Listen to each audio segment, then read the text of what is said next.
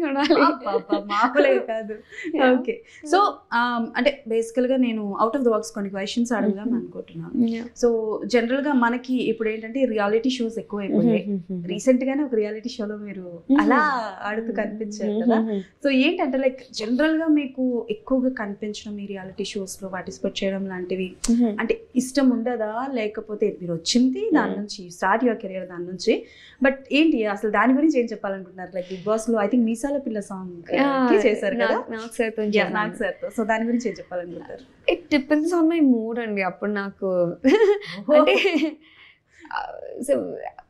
When I'm busy with movies and ఇదంతా schedule ఇదిగా ఉన్నప్పుడు సమ్ టైమ్స్ కుదరదు చేయడానికి, అలా ఉంటుంది. అందరికీ బిగ్ బాస్ షో అంటే ఫేవరెట్ షోనే. చాలా సీజన్స్ అడిగారు పర్ఫార్మెన్స్కి, అప్పుడు కుదరలేదు. ఈసారి I wanted to do it. అంటే రీసెంట్ టైమ్స్లో మీరు అన్నట్టు డాన్స్ మూవీస్ ఎక్కువ వస్తున్నాయి.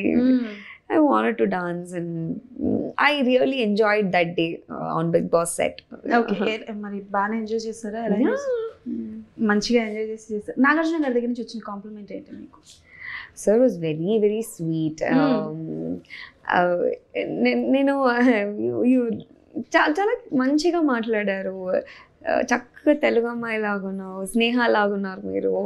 I would love to work again with you. అలా చెప్పారు. So it was very sweet, very down to earth person Nag sir is. And I was excited. I'm dancing with King.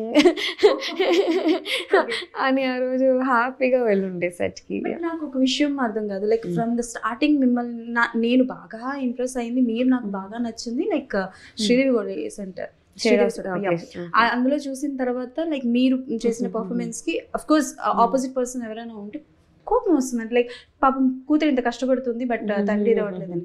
And after that when